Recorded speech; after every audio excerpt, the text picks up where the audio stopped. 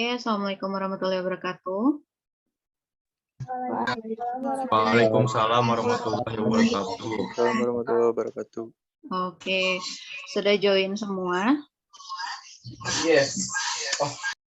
Ada yang belum ya kayaknya? Ya udah, nggak apa-apa. Sebelum kita belajar hari ini, kita berdoa dulu ya.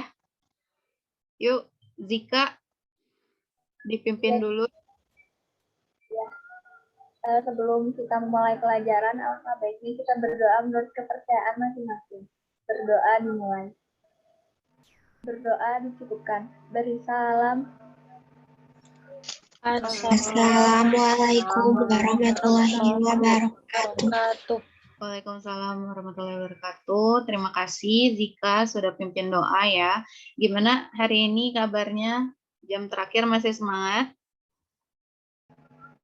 Semangat dulu.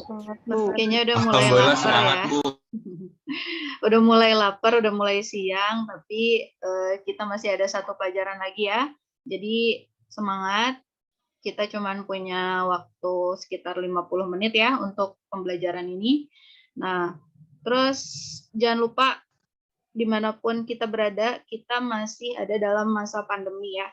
Jadi harus selalu jaga prokes, cuci tangan, terus pakai masker, dan jaga jarak.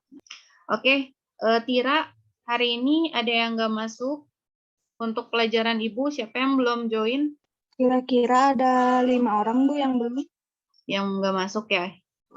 Oke, nah coba masih ingat nggak minggu kemarin kita bahas tentang materi apa? Sistem ekonomi liberal, Bu. Oke, sistem ekonomi liberal. Siapa yang masih ingat itu tentang apa sih?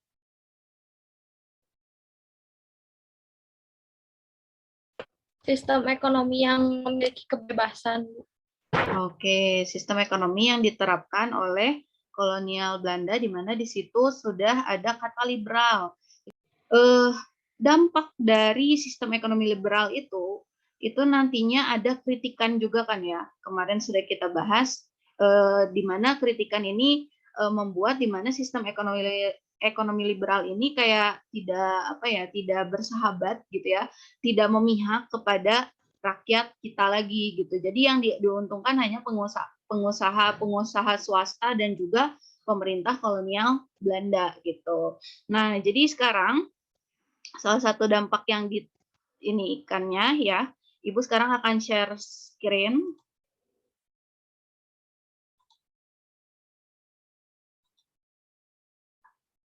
Nah, sudah kelihatan PPT-nya?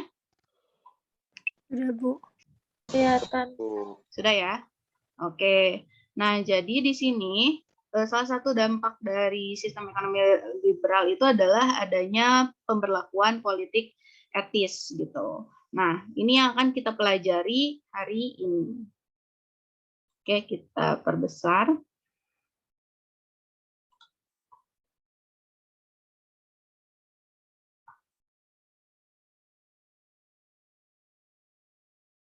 Oke. Nah, sebelumnya kita berbicara dulu tentang tujuan pembelajaran ya. Jadi hari ini kalian belajar untuk apa sih gitu ya. Jadi hari ini Ibu harap setelah belajar kita dan menyajikan perbandingan pendidikan masa kolonial dengan masa sekarang gitu. Nah, itu yang akan kita capai ya di tujuan kali ini. Oke, selanjutnya Ibu ada pertanyaan. Kenapa sih kita harus bersekolah? Coba Biar deh. pintar, Bu.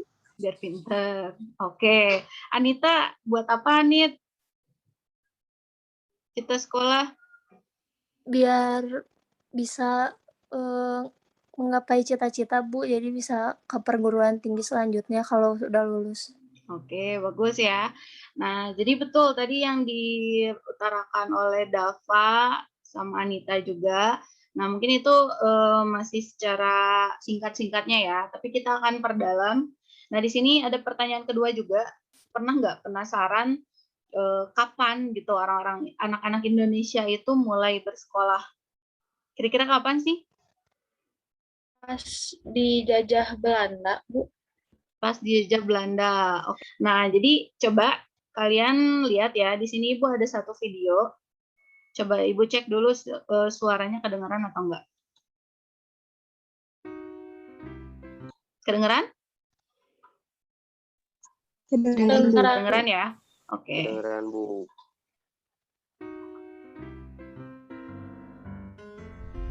Jadi dokter, insinyur, atau astronot. Oke, sekarang udah jelas semua PR dan ujian yang kita hadapin sekarang gunanya buat apa. Sekarang kita juga udah nyadar kalau mau jadi apa nantinya itu kita yang nentuin dari sekarang. Yang jelas, ingat, jadi apapun nanti, yang penting bisa berguna buat sesama dan yang pasti mesti jauh dari korupsi. Dan seperti biasa, terima kasih. Oke, jadi kita balik lagi ya. Nah, jadi kenapa sih kita harus bersekolah? Kalau tadi kan jawabannya masih singkat-singkat. Kalau sekarang coba bisa nggak ngasih satu analisis gitu?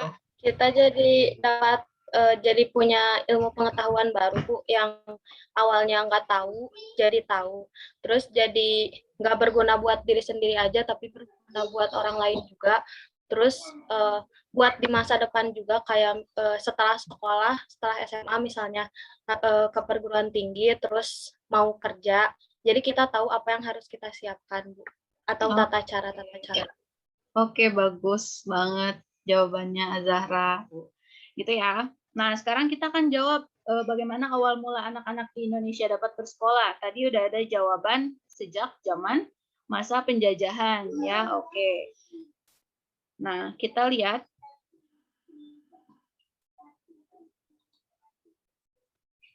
Kalian pernah dengar nggak tentang politik etis? Belum ya? Oke, kalau belum, kita lihat ya, apa sih politik etis itu? Ya, sistem tanam paksa itu oleh siapa diberlakukannya waktu itu?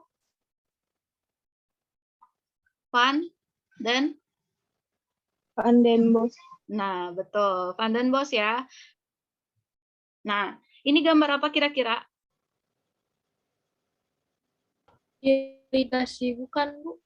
Irigasi, oke, betul ya. Jadi, politik etis yang pertama yang tadi dicetuskan oleh Van Deventer adalah irigasi. Jadi, coba kita bikin irigasi itu untuk memperbaiki pengairan-pengairan dan bendungan untuk keperluan pertanian untuk bangsa Indonesia gitu tadinya. Gambar emigrasi nggak sih? Nah, jadi ada kayak mereka tuh lagi kayak pindah gitu ya. Nah, jadi di sini betul adanya migrasi. Apa itu migrasi? Kayak perpindahan gitu, Bu. Perpindahan apa? Perpindahan penduduk. Nah, perpindahan penduduk ya biasanya dari tempat yang padat ke tempat yang lebih luas lebih jarang penduduknya gitu ya. Dan ini yang terakhir. Nah, kira-kira ini gambar apa? Edukasi, Bu. Nah, edukasi ini lagi belajar ya, sama kan kayak kalian belajar di kelas gitu.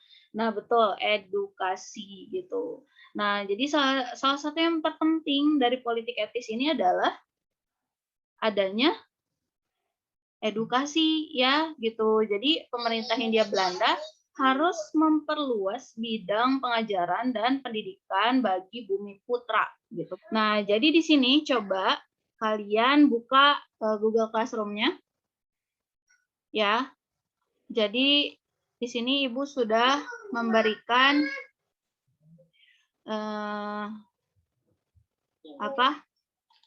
satu assignment ya.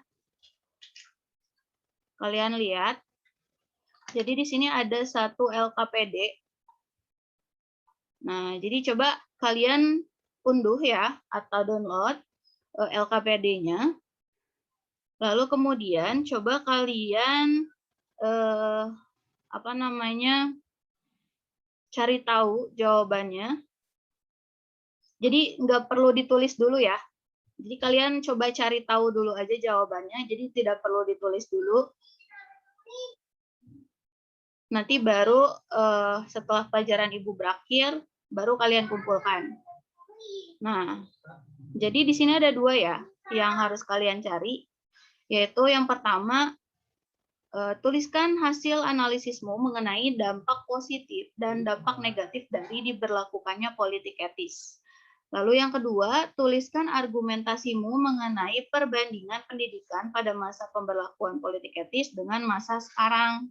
Nah, jadi dua ini coba kalian cari jawabannya. Ibu kasih waktu sekitar 10 menit cukup ya. Arif.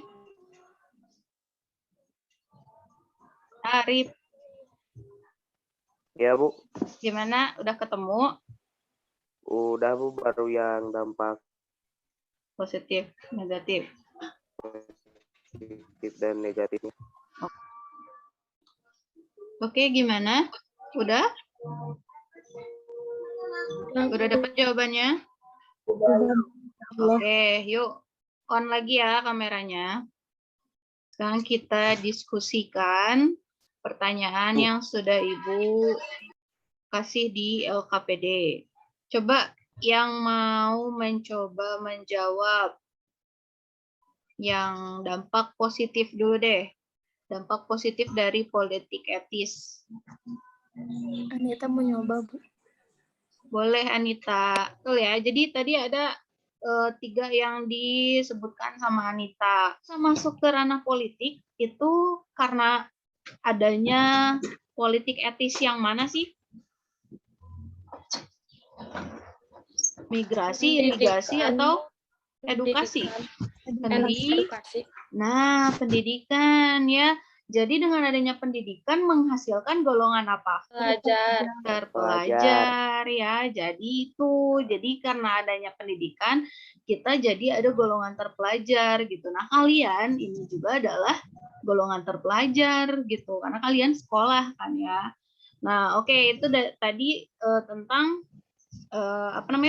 dampak positif ya. Oke, sekarang dampak negatif siapa yang mau? Oke, Ibu luruskan ya. Nah, jadi yang kalangan bawah itu boleh bersekolah. Ya, jadi ada sekolah khususnya juga gitu. Cuman di sini yang menjadi permasalahan adalah gitu. Nah, jadi di sini politik etis itu gagal atau tidak? Gagal. Azahra, kenapa disebut gagal? Soalnya kan politik etis, politik balas budi. Jadi kita patut bersyukur nggak sih gitu dengan kita hidup di masa sekarang ya. Jadi kalian yang masih suka males-malesan gitu terus direnungkan sama kita semua. Oke, nah jadi bagus Ibu apresiasi kalian diskusinya udah cukup baik. Nah yang belum bersuara ya, yang kameranya masih off kayak gini nih. Di pertemuan selanjutnya semoga bisa menyumbangkan suaranya ya. Oke, sebelumnya ada pertanyaan dulu nggak? Cukup ya. Oke, kalau coba kalau kita paham kita bisa menyimpulkan materi yang sudah kita pelajari barusan. Nah, siapa yang mau nyoba untuk menyimpulkan materi kita? Apa yang kita pelajari hari ini sih? Ya, gimana Ai? Kesimpulannya.